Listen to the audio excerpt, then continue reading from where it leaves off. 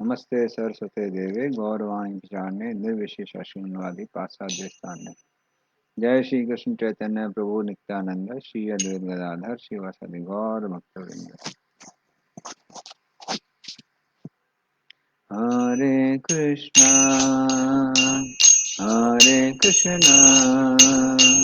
कृष्णा कृष्णा हरे हरे हरे राम राम राम हरे हरे हरे कृष्णा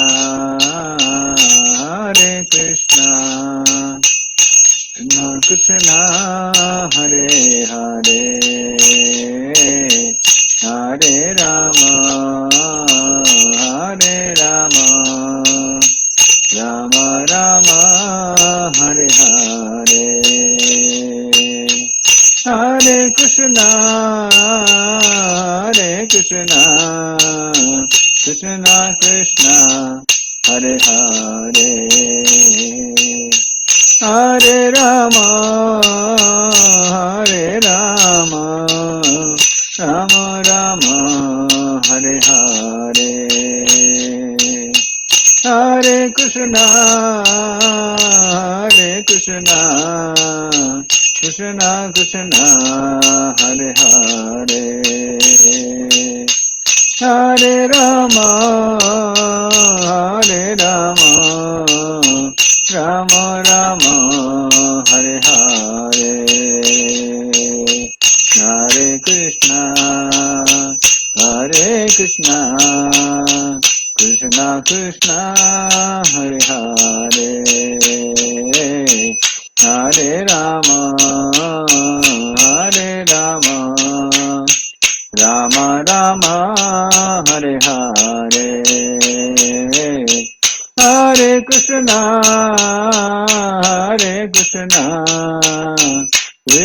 कृष्णा हरे हरे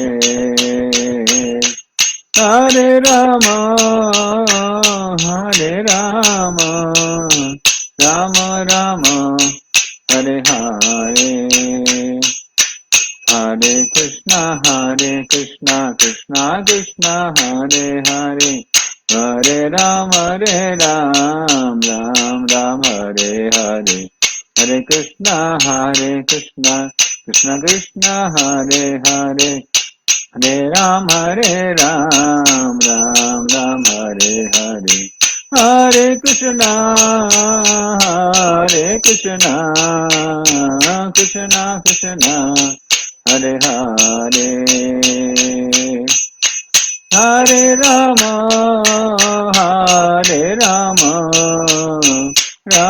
राम हरे हरे हरे कृष्णा कृष्णा हरे हरे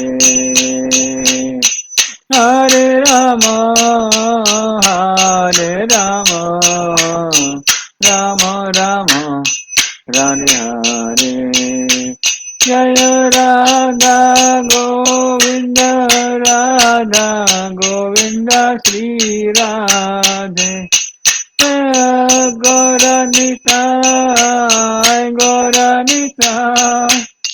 गौरनिताय जय गौरनिताय जय जगन्नाथ बलदेवा जय सुभद्रा जय जय प्रभुपाद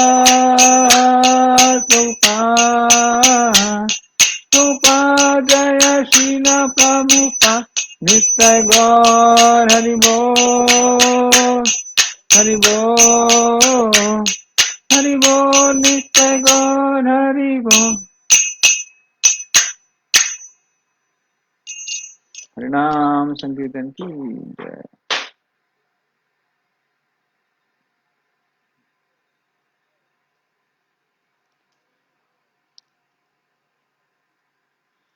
तो हम लोग अपना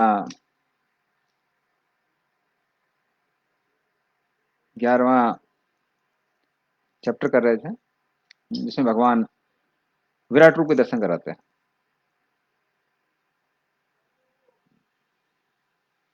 तो अभी हम लोग आगे चलते हैं उससे।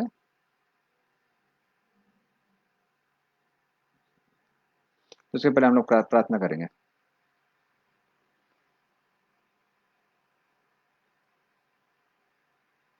ओम ज्ञानतिमिरन्धस्य ज्ञानाञ्जनशलाकया चक्षुरुन्मिलितं येन तस्मै श्रीगुरवे नमः। श्रीचैतन्यमनोभीष्टं स्थापितं येन भूतले स्वयं रूपकदा मह्यं ददाति स पदान्तिकम्। वन्देऽहं श्रीगुरुः श्रीयुतापदकमलं श्रीगुरून् वैष्णवांश्च श्रीरूपं साग्रजातां सहगना रघुनाथामितं तं सजीवं साद्वैतं सा अवधूतं परिजनसहितं कृष्णचैतन्यदेवं श्रीराधा कृष्णपादान् सहगना ललिता श्रीविशाखान्वितां च नमो ॐ विष्णुपादाय कृष्णप्रेष्ठाय भूतले श्रीमते भक्तिवेदान्त स्वामिनिति नामने। नमस्ते सरस्वते देवे गौरवाणी प्रचारिणे निर्विशेषा शून्यवादी पाश्चात्यदेशतारिणे वाञ्छाकल्पतरुभ्यश्च कृपा सिन्धुभ्येव च पतितानां पावनेभ्यो वैष्णवेभ्यो नमो नमः। नमो महावदन्नाय कृष्ण प्रेम प्रदायते कृष्णाय कृष्ण चैतन्य नामने गौरतुसे नमः। हे कृष्णा करुणा सिंधु दीनबंधु जगत्पते गोपस गोपिका कांत राधा कांत नमस्ते।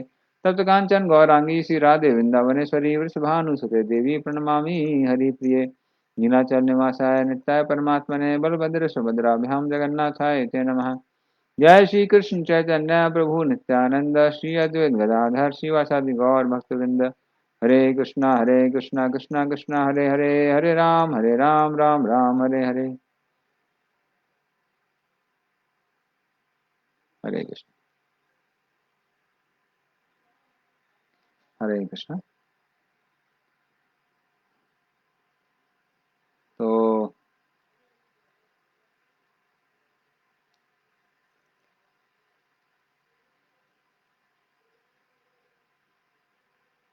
हम लोग अभी 32 नंबर श्लोक से करते हैं, क्योंकि 31 नंबर श्लोक तक हम लोगों ने लास्ट टाइम किया था।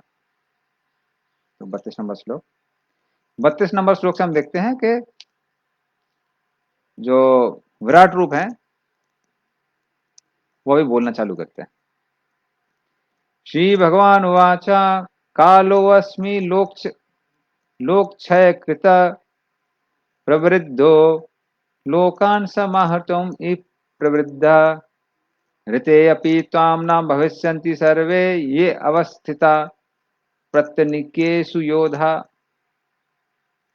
तो भगवान बताते हैं अपने, क्योंकि अर्जुन पूछता है कि आप कौन हैं, आपका क्या प्रयोजन है।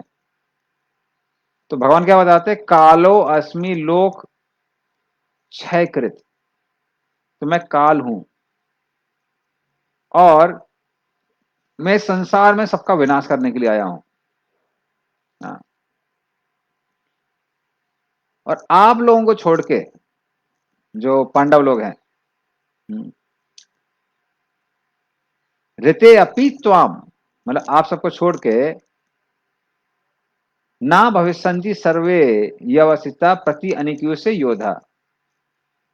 तो आपको छोड़ के जो आपके साइड के या दूसरे साइड के, दोनों के दोनों जो साइड के जो योद्धा हैं, उन सबका भी नाश होने वाला है। तो मैं काल रूप में उनका नाश करने ही वाला हूं। तो ये श्लोक बहुत प्रसिद्ध श्लोक है, क्योंकि जब ओपनहेयर ने ये परमाणु बम का आविष्कार किया था, तब जब उसने परमाणु बम के विनाश करने की शक्ति देखी, तब उसने यही श्लोक बोला, कालोऽस्मि लोकोयम, कालोऽस्मि लोको क्षयकृत, time I am destroyer of everything. तो ओपनहेयर बहुत दुखी हो गया। उसने बोला, अरे मैंने कैसा आविष्कार कर दिया है जिससे इतने सारे लोगों का विनाश होने वाला है। और हम देखते हैं बाद में उसकी वजह से हिरोशिमा नागासाकी नाम के जो दो शहर थे, वो पूर्ण तरीके से विनष्ट हो गए। हाँ। तो उस समय ये श्लोक उन्होंने बोला था ओपनहेयर ने। तो भगवान यहाँ क्या बता रहे हैं अर्जुन को? अर्जुन को बता रहे हैं कि देखो, काल के रूप में मैं वैसे भी इन सभी योद्धाओं को विनष्ट करने वाला हूं, आप पांडवों को छोड़ दो। तो आप भले युद्ध करें ना करें, ये लोग रणभूमि से जीवित वापस नहीं आने वाले हैं। वो आए अपनी इच्छा से हैं, वो लेकिन वापस नहीं जाएंगे। इसलिए आप युद्ध करो ना करो, उनका नाश होने ही वाला है। तो ये हर किसी के लिए सत्य है। हालांकि यहाँ पे भगवान योद्धाओं के बारे में बता रहे हैं कि वो रणभूमि के बाहर नहीं जाएंगे, किंतु समय के साथ में तो हर कोई नष्ट होने वाला है। हर किसी का शरीर नष्ट होने वाला है, क्योंकि हम तो आत्मा है, अजरामर है। किंतु शरीर नश्वर है। अनंत काल से लेकर अभी तक कोई भी व्यक्ति ऐसा नहीं हुआ है जो हमेशा के लिए जीवित रहा हो। तो हर किसी का जीवन काल सीमित है। काल के प्रभाव के साथ क्या होता है, वो क्षय हो जाता है। तो इसीलिए हमको याद रहना चाहिए कि ये जो जगत है, ये हमारे साथ हमेशा के लिए रहने वाला नहीं है। हाँ, इसलिए समय को निकाल कर भक्ति अच्छे से करना चाहिए। तो उसके बारे में एक कथा आती है श्रीमद् भागवतम के 7वें स्कंद में, कि उसी नर नामक राज्य में एक राजा था जिसका नाम था सुयज्ञ। और शत्रु पक्ष से युद्ध करते करते वो वीर गति को प्राप्त हुआ। तो उसके चेहरे से ही दिख रहा था कि वीर की तरह वो मरा था। वो उसके शरीर में तीर अभी भी प्रवेशित थे, पीठ में एक भी घाव नहीं था, अभी भी उसके हाथ में शस्त्र था, तलवार उसके हाथ में थी। ओंठ दांतों तले दबे हुए थे, जो उसके क्रोध को प्रदर्शित कर रहा था, क्योंकि किसी योद्धा को युद्ध करने के लिए क्रोध की आवश्यकता होती है। तो इस तरह से जब वो रणभूमि पर पड़ा हुआ था, तब उसकी रानियां वहां पर आती हैं और जोर जोर से विलाप करने लगती हैं।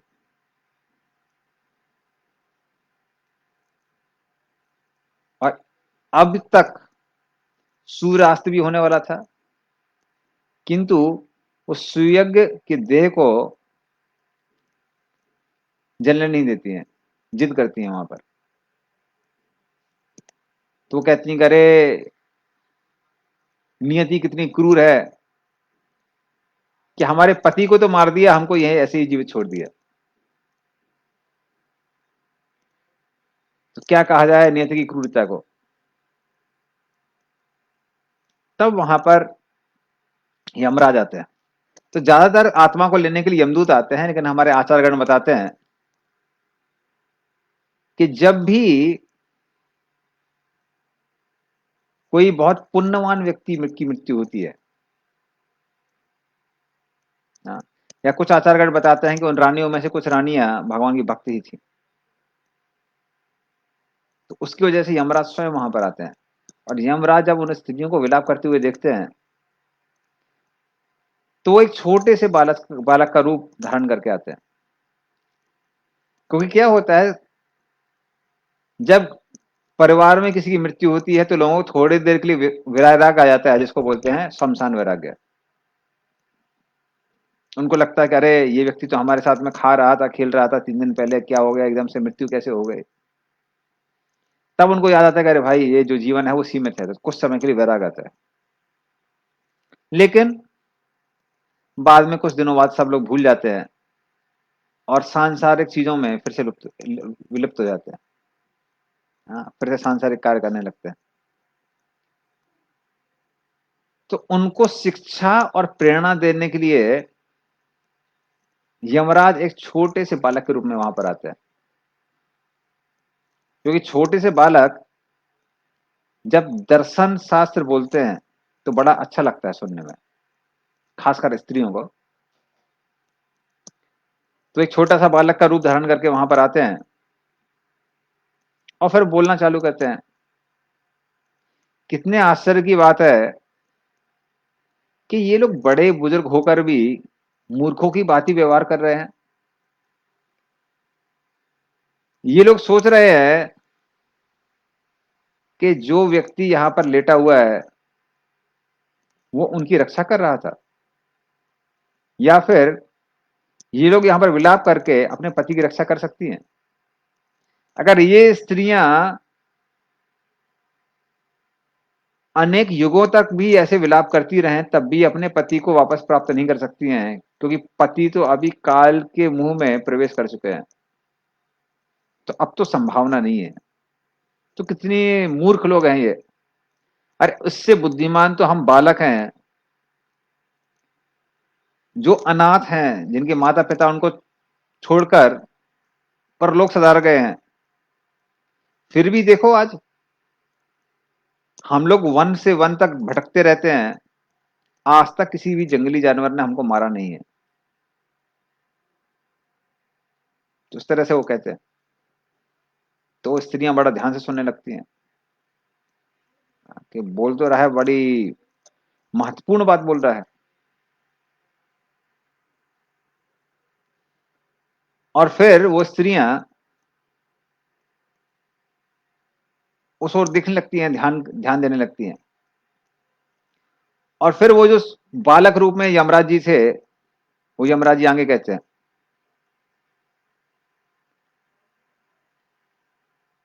कहते हैं कि ये स्त्रियां ऐसे विलाप कर रही हैं, मान लीजिए हमेशा के लिए वो संसार में रहने वाली हैं।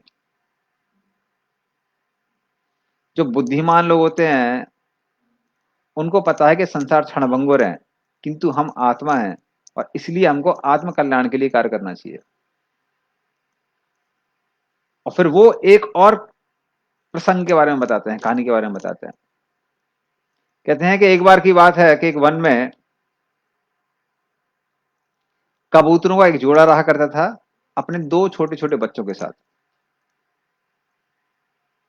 तो उस तरह से कबूतरनी को वहीं पर छोड़कर कबूतर घोंसला बनाने के लिए, घोंसला वैसे पहले से बना हुआ था और भी अच्छा से बनाना चाह रहा था, उसके लिए तिनके ढूंढने के लिए यहां पर विचरण के लिए जाता है।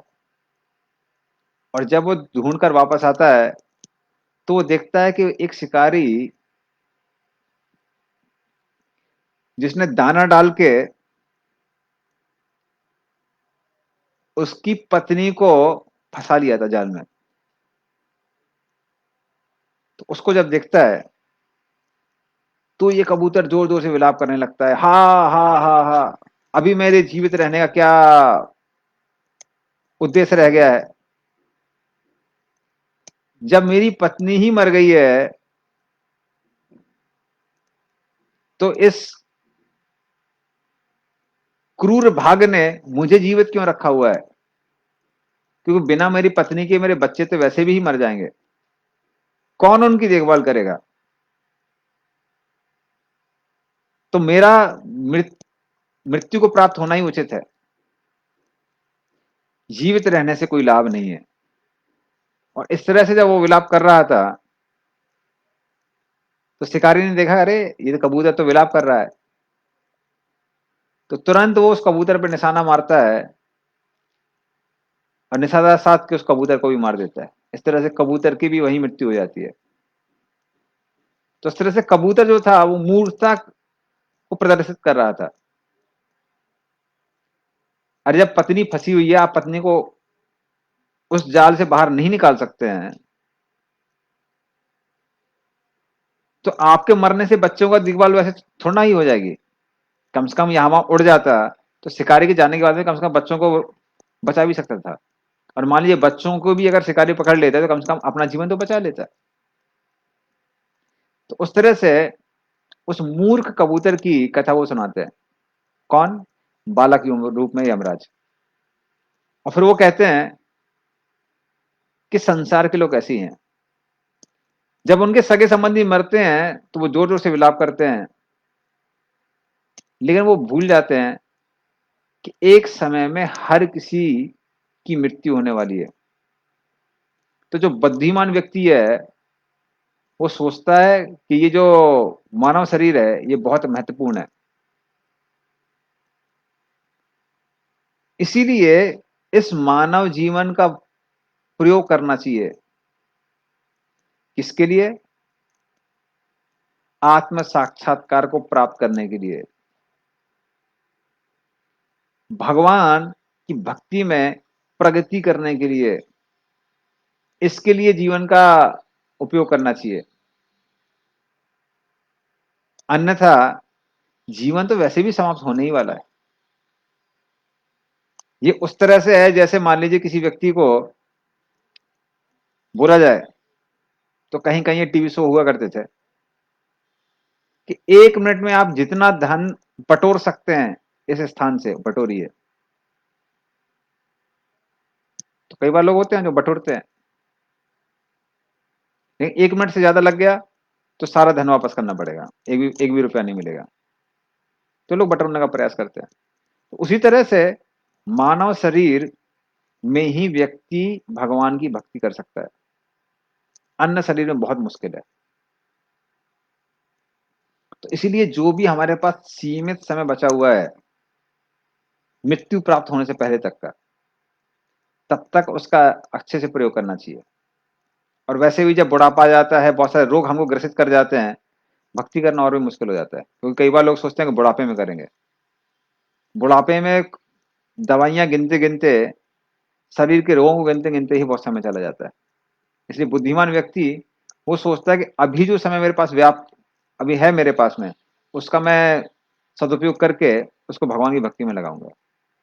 उस तरह से काल जो है, काल हर किसी का संसार में क्या कर रहा है, नाश कर रहा है। तो ये भगवान 32वें श्लोक में कहते हैं। और फिर आगे 33वें श्लोक में कहते हैं,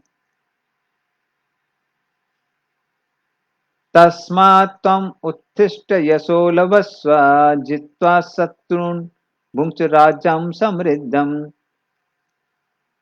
मये विवेते निहिता पूर्वमेव निमित्तमात्रं भव सव्यसाचिन्। तो क्या बोलते हैं, इसलिए तस्मात्, इसलिए तम उत्तिष्ठ यशो लभस्व, इसलिए हे पार्थ, हे अर्जुन, तुरंत उठो, अपने दुख को छोड़ो और यश को प्राप्त करो। यशो लभस्व जित्वा शत्रु भुंक्ष्वा राज्य में समृद्धम, शत्रु पर विजय प्राप्त करो और इस राज्य का भोग करो। क्यों? मय्ये वेति निहिता पूर्वम एवा, काल रूप में मैं पहले ही उनको ग्रास कर चुका हूं, उनको मार चुका हूं, उनको खा चुका हूं। इसलिए निमित्त मात्र भवे सव्यसाचन, इसलिए मात्र क्या करो, निमित्त बनो मेरे हाथ में। तो निमित्त का मतलब होता है औजार, इंस्ट्रूमेंट। तो जैसे औजार स्वयं से कार्य नहीं कर सकता है, मिस्त्री औजार का इस्तेमाल करके उससे कार्य करता है। मान लीजिए जो कारपेंटर है वो आपकी टेबल बना रहा है, दरवाजा बना रहा है, या फिर अच्छी अच्छी नक्काशी भी उसके अंदर बना रहा है, तो उसके हाथ में जो भी औजार होता है, तो उससे वो क्या करता है, उससे चीजों को बनाता है। तो देखने में लगता है वो चीज ही आपकी कुर्सी, मेज या फिर कुछ और अन्य चीजों को बना रहा है, बना रही है, किंतु बना कौन रहा है, बनाने वाला वो कारपेंटर है। हाँ, बड़ा ही है। तो बड़ा ही बना रहा है, लेकिन लगता क्या है कि वो औजार बना रहा है। उसी तरह से भगवान क्या कहते हैं कि इन लोगों को तो पहले ही मैं मार चुका हूं, किंतु यदि तुम निमित्त बनोगे, किसका, मेरा कार्य पूरा करने का। भगवान ने क्या कहा था, हाँ, परित्राणाय साधूनाम विनाशाय च दुष्कृताम। तो जो साधु पुरुष होते हैं उनका उद्धार करना, और जो दुष्ट लोग होते हैं उनका विनाश करना। तो महाभारत के माध्यम से इतने सारे क्षत्रिय जो इकट्ठे हो गए थे, जिनके बोझे से धरती माता बहुत दुखी थी, तो धरती माता को बोझ को मुक्त करने का कार्य भगवान करने वाले थे। तो भगवान कहने लगे, यार ये तो मेरे लिए बहुत छोटी सी बात है। क्योंकि जरासंध ने 23 बार लगभग, हाँ 21 बार, 23-23 अक्षौणी सेना जरासंध लेके आया। कृष्ण बलराम ने अकेले ही सबका विध्वंस कर दिया। और यहां तो 23 अक्षर सुना एक बार भी नहीं थी, दोनों सेनाओं को मिलाकर 18 अक्षर सेना थी। तो कृष्ण के लिए कोई मुश्किल नहीं था। तो कृष्ण बोलते हैं कि इनको मारना तो मेरे लिए बाएं हाथ का खेल है, किंतु अगर तुम मेरे कार्य में निमित्त बनोगे, वो कौन सा कार्य है?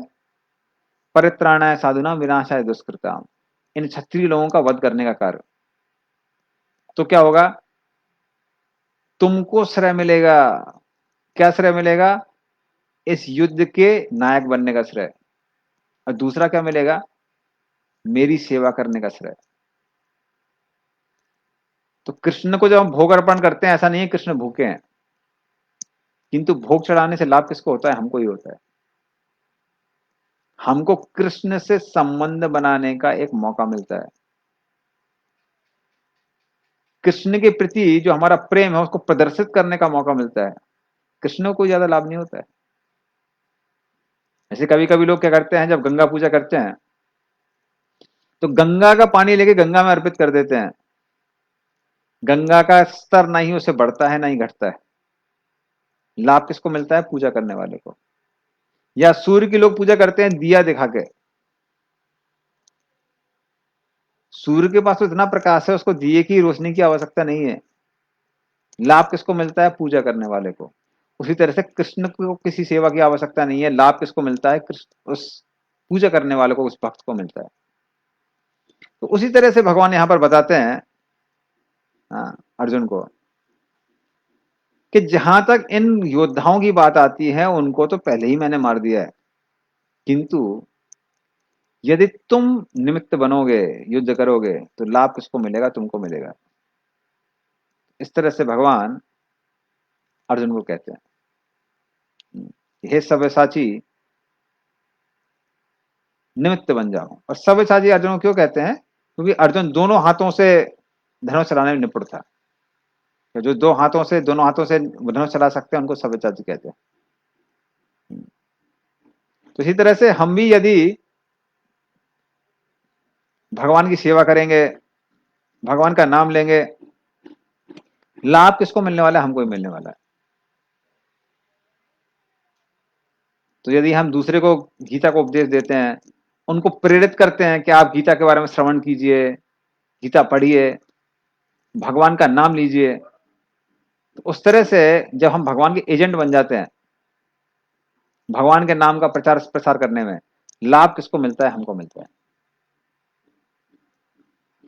और फिर वो आगे डिटेल बताते हैं भगवान, द्रोणम च भीष्मम च जयद्रथम च कर्णम स्थान्यानपि योध वीरान मया हतां स्त्वं जहिमा व्यवस्थिता युद्धस्व जेतासि रणे सपत्नान। तो भगवान कहते हैं तो कौन कौन योद्धा मारे जाएंगे मेरे द्वारा?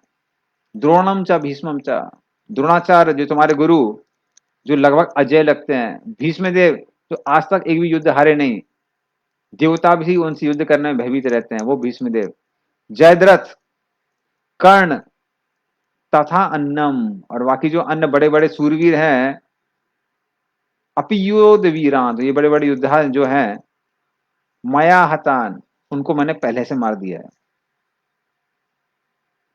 तो मेरे द्वारा वो पहले ही मारे जा चुके हैं, सिर्फ समय उनको अलग कर रहा है।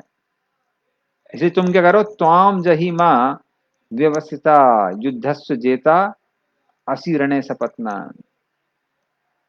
इसलिए तुम क्या करो, मात्र युद्ध करो और इन्हीं सारे शत्रुओं को मृत्यु के घाट उतार दो।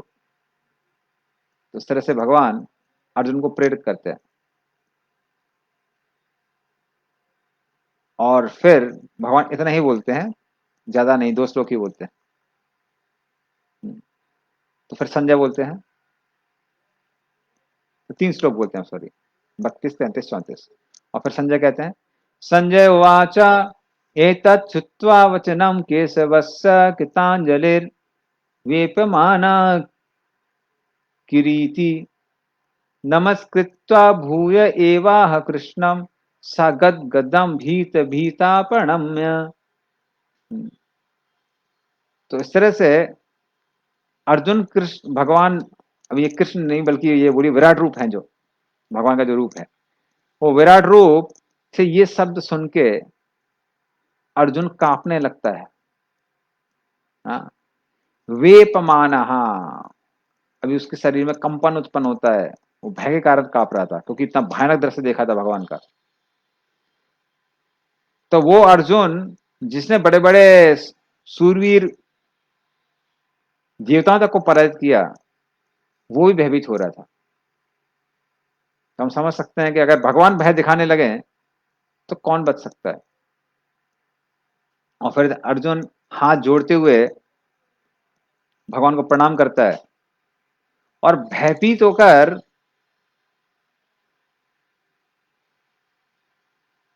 गदगद वाणी के साथ, जब व्यक्ति ज्यादा भयभीत हो जाता है तो वाणी ठीक से नहीं निकलती, गदगद हो जाती है। हाँ, आधा बोलता है, पूरा बोलता है, ठीक से बोल नहीं पाता है। उस वाणी के साथ में अर्जुन बोलना चालू करता है। तो अर्जुन कहता है, अर्जुन वाचा स्थाने ऋषिकेश तव प्रकीर्तया जगत प्रहस्यति अनुरज्यते च रक्षांसि भीतानि दिशो द्रवन्ति सर्वे नमस्सन्ति च सिद्ध संगा। तो अर्जुन क्या कहता है, स्थाने ऋषिकेश तव प्रकीर्तया। हाँ, हे ऋषिकेश, ऋषिकेश का मतलब क्या है, ऋषिक ईश, जो सारे इंद्रियों के स्वामी है। तो हम इस इंद्रियों को भगवान से किराए पे लेते हैं कुछ समय के लिए, लेकिन भगवान सबकी इंद्रियों के स्वामी कहलाते हैं, इसीलिए उनको ऋषिकेश कहते हैं। क्योंकि भली हमारे पास आंख हो, लेकिन यदि भगवान अलाउ नहीं करेंगे तो हम नहीं देख सकते हैं। हम देखने के लिए, सुनने के लिए, स्पर्श महसूस करने के लिए किस पर निर्भर है, कृष्ण पर निर्भर है। इसलिए भगवान का एक नाम क्या है, ऋषिकेश। तो अर्जुन कहता है, हे ऋषिकेश, आपका नाम सुनते ही सारा संसार आनंद में डूब जाता है, इसीलिए सब लोग आपसे आसक्त हो जाते हैं। हालांकि जो सिद्धगण हैं, सिद्ध पुरुष हैं, वो हमेशा आपको प्रणाम करते रहते हैं, लेकिन जो दुष्ट लोग हैं, राक्षस आदि हैं, वो भीतानी, वो भयभीत होकर अलग अलग दिशाओं में भागने लगते हैं। हाँ, तो सब कुछ ठीक से ही हो रहा है, किसी कारण, आपके कारण। भक्त लोग खुश हो जाते हैं आपका नाम सुनते ही, सिद्ध लोग आपको प्रणाम करते हैं, और राक्षस लोग भयभीत होते हैं।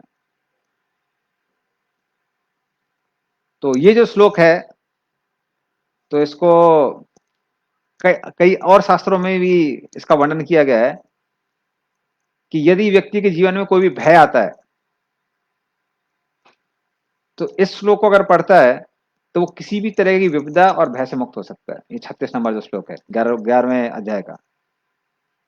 हाँ, इसलिए अगर कोई विपदा में कोई व्यक्ति आता है तो ये 36 नंबर श्लोक का उच्चारण कर सकता है और भय से मुक्त हो सकता है।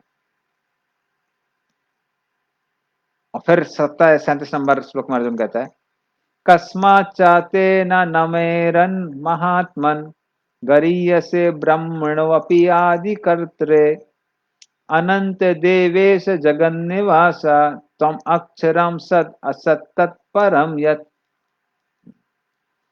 तो अर्जुन कहता है कि हे भगवान, हाँ,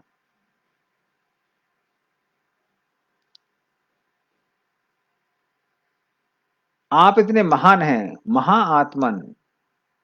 तो आप इतने महान हैं कि गरीय से ब्रह्मण,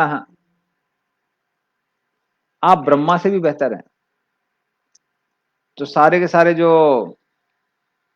देवतागण हैं वो ब्रह्मा जी के अधीन होते हैं। कहते हैं ब्रह्मा जी के एक दिन में ही 14 बार कैबिनेट चेंज होती है, 14 बार इंद्र चंद्र वायु वरुण गणेश इत्यादि बदलते हैं ब्रह्मा जी के एक दिन में। तो इस तरह से ब्रह्मा जी को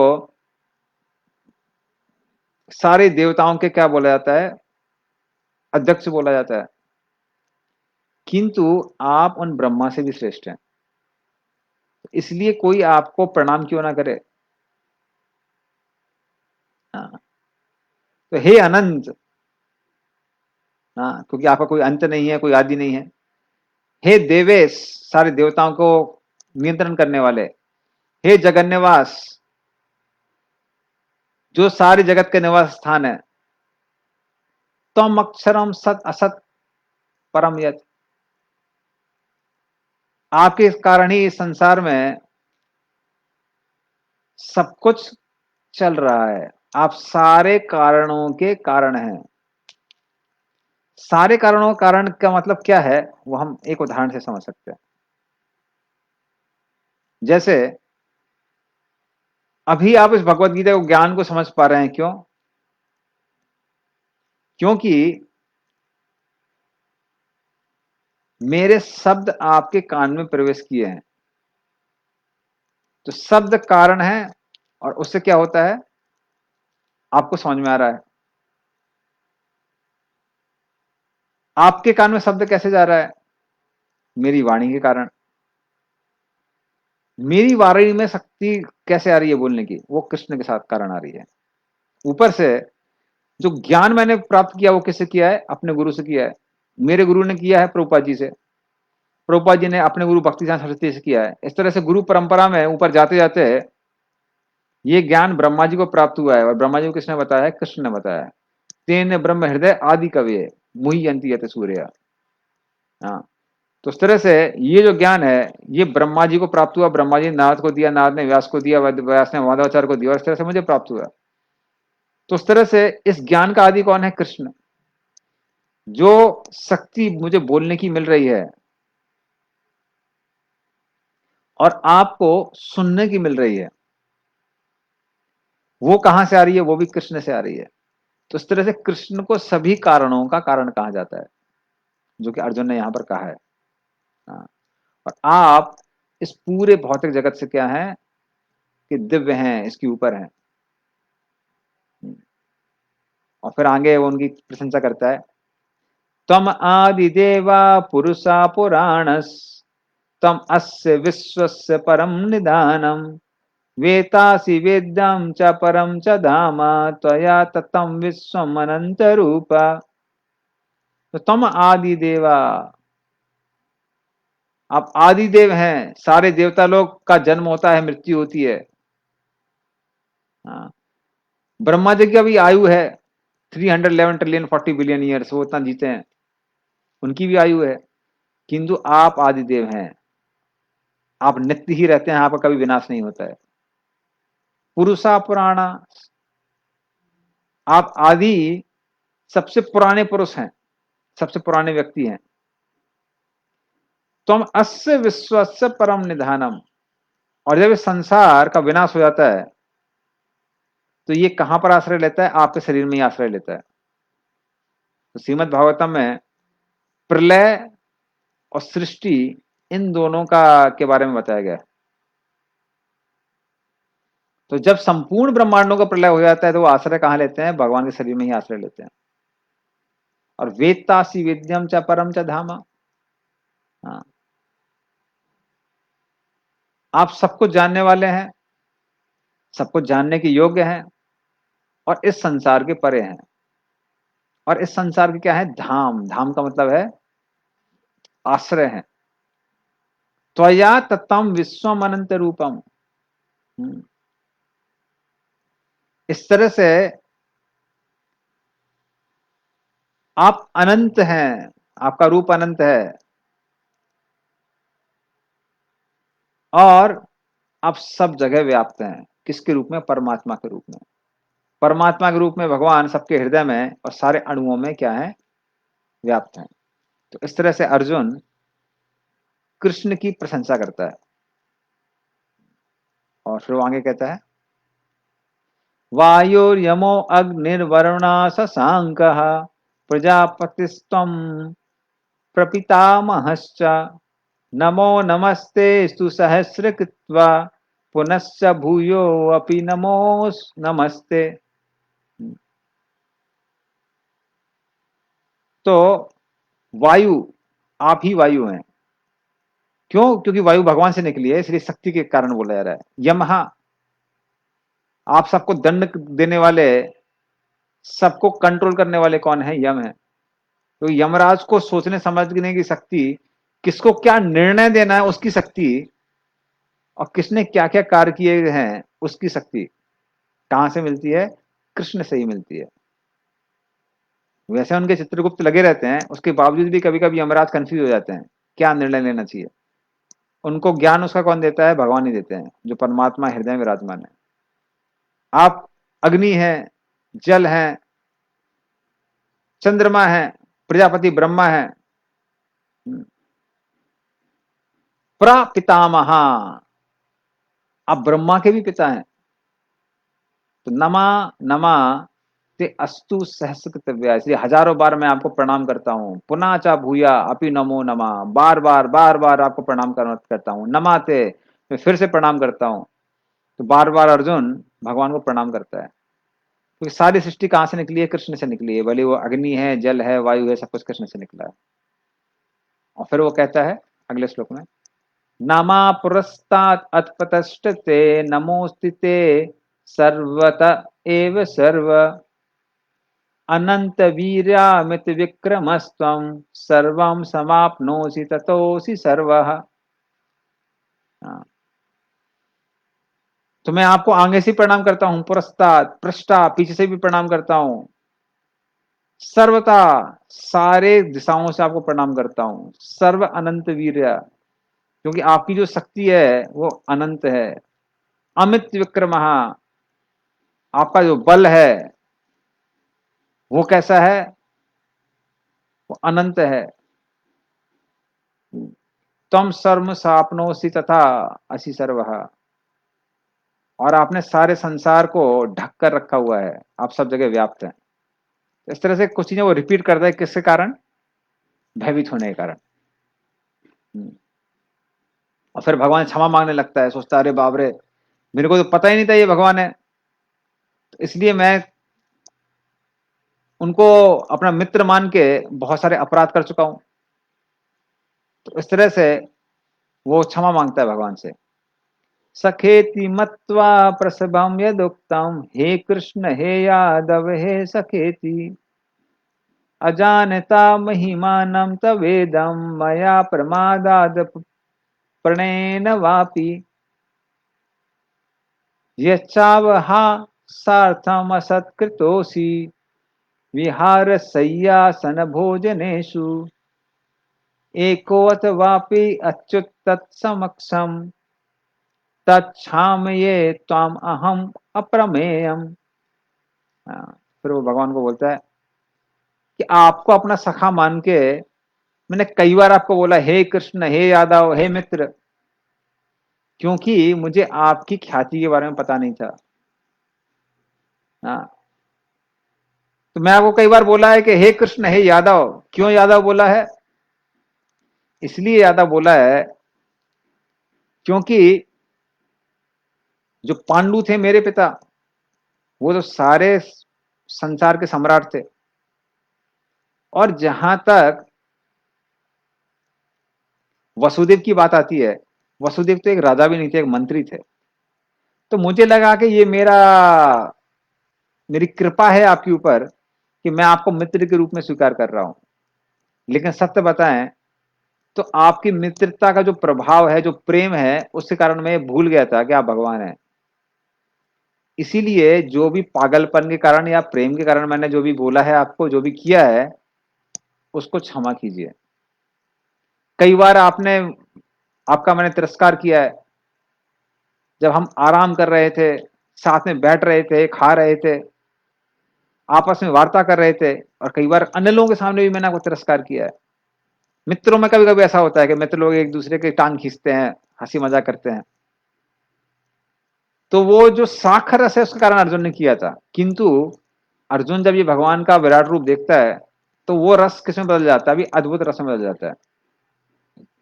तो आश्चर्यचकित हो जाता है भगवान के इस रूप को देखकर। तब उसको याद आता है अरे भाई ये मेरे मित्र नहीं है, ये तो स्वयं भगवान है, क्या गलती कर दी मैंने, उनका मजाक उड़ा दिया कई बार। वैसे वो अपराध नहीं था, पर अर्जुन को लगने लगता है कि ये अपराध है। तो हे अच्युत, कृपया करके मेरे सारे अपराधों को क्षमा कीजिए, क्योंकि आप अपने भक्तों पर कृपा करने में कभी चूकते नहीं है, इसलिए आज भी कृपा कीजिए, क्षमा कीजिए। और फिर आगे अर्जुन बोलता है अगले श्लोक में, पितासि लोकस्य चराचरस्य त्वमस्य पूज्यश्च गुरुर्गरीयान् न त्वं समो अस्ति अव्यतिका कुतोऽन्यो लोकत्रये अप्रतिम प्रभाव। हाँ, तो अर्जुन कहता है पिता असी, आप सारे चर अचर जीवों के, सारे एक सृष्टि के आप पिता हैं, क्योंकि सारी सृष्टि कहां से आई है? कृष्ण से ही आई है। तो जो भौतिक प्रकृति है उस पर जब महाविष्णु दृष्टिपात करते हैं उससे सारी सृष्टि आती है। तो भौतिक प्रकृति क्या बन जाती है? माता बन जाती है, और भगवान विष्णु पिता बन जाते हैं। और खैर जो भगवान विष्णु की दृष्टि है उसको शिव कहते हैं। इसलिए शिव और पार्वती को सारे बद्ध जीवों का माता पिता कहा जाता है, क्योंकि भगवान विष्णु कभी भी भौतिक प्रकृति को स्पर्श नहीं करते हैं। वो जिसके माध्यम से स्पर्श करते हैं वो उनकी दृष्टि, जिसको शिव कहते हैं, उसको शंभु तत्व कहा जाता है। तो भगवान नारायण के 60 गुण होते हैं, किंतु 5 गुणों को भौतिक जगत में दिखाने की आवश्यकता नहीं होती है। इसलिए शिव जी कितने गुण होते हैं? 55 गुण होते हैं। और हम जैसे साधारण जीवों के अधिक से अधिक 50 गुण होते हैं। तो हमारे 50 गुण हुए, शंभु तत्व के 55 गुण हुए, भगवान नारायण के 60 गुण हुए, और कृष्ण के 4 गुण एक्स्ट्रा होते हैं, रूप माधुरी, भक्त माधुरी, लीला माधुरी और वेणु माधुरी। तो भगवान कृष्ण का जो रूप है, नारायण का रूप भी उतना मनमोहक नहीं है, इसे रूप माधुरी। वेणु माधुरी, कृष्ण जिस मधुरता के साथ बांसुरी को बजाते हैं, सृष्टि में कोई भी ऐसा वाद्य यंत्र नहीं है जिसकी उसे तुलना की जा सकते, इसलिए उनकी जो वेणु की मधुरता है वो बहुत श्रेष्ठ है। तो हम कभी और बताएंगे कि जब भगवान बांसुरी बजाते हैं, यमुना जो चल रही थी वो रुक जाती है, पक्षी जो उड़ रहे थे वो रुक जाते हैं, तो इस तरह चलने वाले रुक जाते हैं।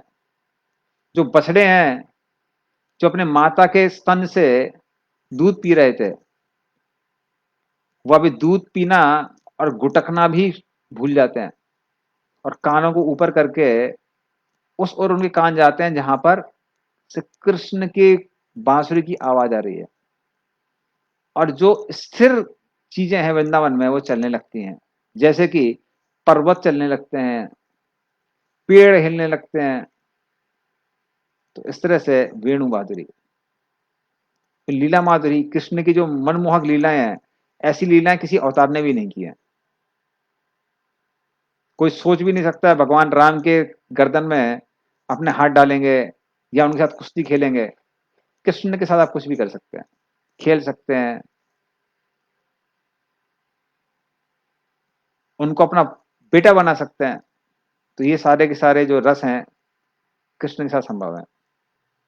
और भक्त माधुरी, और जैसे उनके भक्त हैं वैसे किसी के भक्त नहीं है, क्योंकि कृष्ण के भक्त सांस भी लेते हैं मात्र कृष्ण को प्रसन्न करने के लिए।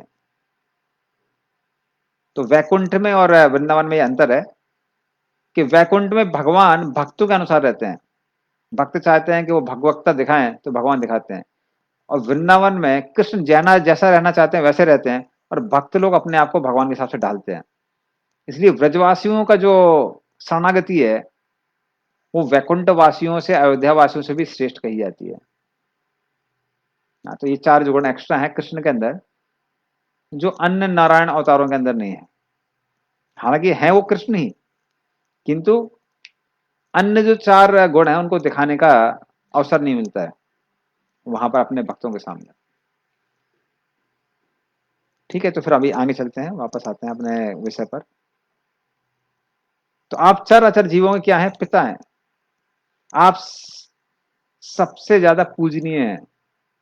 इसलिए अग्र पूजा में जहां पर कई देवता गण आए हुए थे, बड़े बड़े ऋषि गण आए हुए थे, नारद मुनि स्वयं वहां बैठे हुए थे, ब्रह्मा जी बैठे हुए थे, उन सबके समक्ष सबने एक मत होके बोला राष्ट्रीय यज्ञ में युधिष्ठिर महाराज के कि अग्र पूजा किसको मिलनी चाहिए? कृष्ण को मिलनी चाहिए। और आप सभी गुरुओं के मुख्य गुरु हैं, सारे गुरु आपसे ही शक्ति प्राप्त करते हैं, आपसे श्रेष्ठ कोई नहीं है और आपके समान कोई बन नहीं सकता है। हाँ, तो जब इसलिए भगवान का एक नाम है असम ऊर्ध्वा, ना ही उनके कोई समान है और ऊर्ध्वा मतलब ना ही उनसे कोई बड़ा है।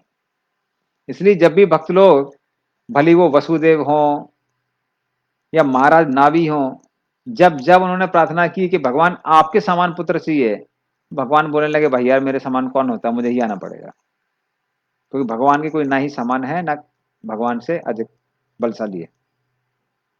हाँ, तो इस तरह से पूरे त्रिलोक में आपसे महान कोई हो सकता है क्या? नहीं हो सकता है। और आपकी जो शक्ति है वो कैसी है? अनंत है, जिसे कोई नाप तौल नहीं कर सकता है। और फिर अर्जुन आगे कहता है तस्मात् प्रणम प्रणिनिधाय कायम प्रसादये त्वाम अहम ईसमीड्यम पितेव पुत्रस्य सखेव सख्यो प्रिया प्रिया या रहसी देव सोडुम। तो हे भगवान, जो भी मैंने अपराध किया उनको क्षमा कीजिए, क्योंकि आप भगवान हैं, सबसे पूजनीय हैं, सब किसी को आपको, हर किसी को आपकी पूजा करनी चाहिए। इसलिए मैं दंडवत प्रणाम करके आपको प्रणाम करता हूं और आपसे कृपा की याचना करता हूं। तो जैसे कभी कभी पुत्र बहुत बदमाशी करता है, पिता उसको सहन करता है। जब एक मित्र कभी कभी कुछ ज्यादा ही टांग खींच देते हैं, उसको अन्य मित्र क्या करते हैं? सहन करते हैं। कभी कभी पत्नी पति के बहुत नजदीक होने के कारण उसका भी कभी कभी उपहास उड़ा देती है, तो पति इसको क्या करता है? सहन करता है। तो इस तरह से भगवान जो जो मैंने गलतियां की हैं, आप उन सबको क्षमा कीजिए। हाँ, तो इस तरह से अर्जुन क्षमा मांगता है। और फिर आगे कहता है अदृष्ट पूर्वम हृष्टो अस्मि दृष्ट्वा भयेन चा प्रव्यथितं मनो में तदेव मैं दर्शय देव रूपम प्रसीद देवेश जगन्निवास। तो हे भगवान, आपके इस विश्व रूप का दर्शन करके, जो कि कभी भी पहले नहीं देखा गया था, मैं अब बहुत प्रसन्न हूं। मेरा मन पूरे भय से मुक्त हो गया है। इसलिए कृपया करके मुझे अपनी कृपा दृष्टि प्रदान कीजिए। और आपका जो ये रूप था परम पुरुषोत्तम भगवान का, जगन निवास का, देवों के देव का, देवीस का, तो ये जो रूप है ये मुझे दिखाइए। ये जो भयानक रूप है, ये रूप क्या कर लिए, इसको सुकोड़ लीजिए। तो ये रूप अभी मैं और दिखने की मैं इच्छा नहीं करता हूं। तो हालांकि ये रूप ज्यादा दुर्लभ है, लेकिन अर्जुन के मन में नहीं आता कि भाई ये रूप देखना है, क्योंकि बहुत भयानक रूप था। हाँ, तो हॉरर मूवी जैसा था अर्जुन के लिए। और फिर आगे आगे अर्जुन बोलता है किरीटिनम गदिनम चक्र हस्तम इच्छामि त्वाम दृष्टुम अहम तथैव तेनेव रूपेण चतुर्भुजेन सहस्रबाहो भव विश्वमूर्ते। तो किरीटिनम गदिनम चक्र हस्तम इच्छामि त्वाम, तो हे हजारों हाथ वाले, हाँ, तो जो आपके हजार हाथ है, सहस्र बाहो, ये हजारों हाथ वाले, मैं आपके उस रूप को देखना चाहता हूं जिसने मुकुट धारण किया हुआ है किरीटनम, जिसने गदिनम चक्र हस्तम, शंख चक्र गदा पद्म, इनको धारण किया हुआ चतुर्भुज जो रूप है आपका, उसको मैं देखना चाहता हूं।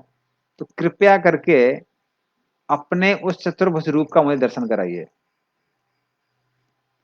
तो इस तरह से अर्जुन इन प्रार्थनाओं द्वारा उसका जो विश्वरूप देखने का मुख्य उद्देश्य था उसको पूरा करता है।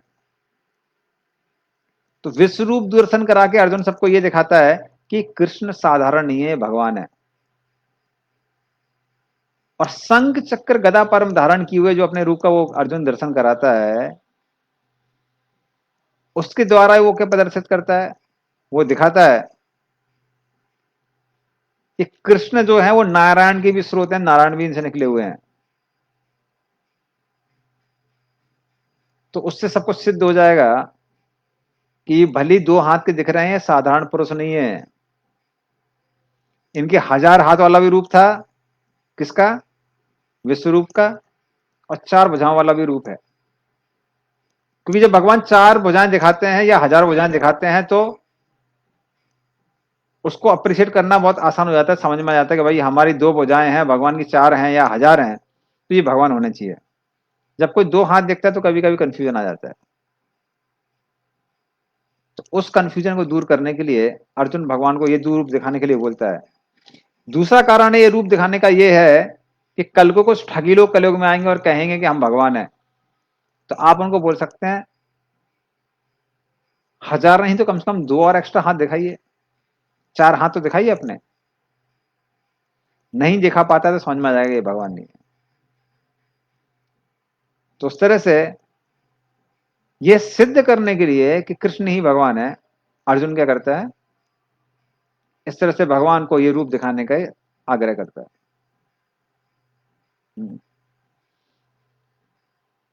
तो कल हमारा वो खत्म हो रहा है, कार्तिक का महीना।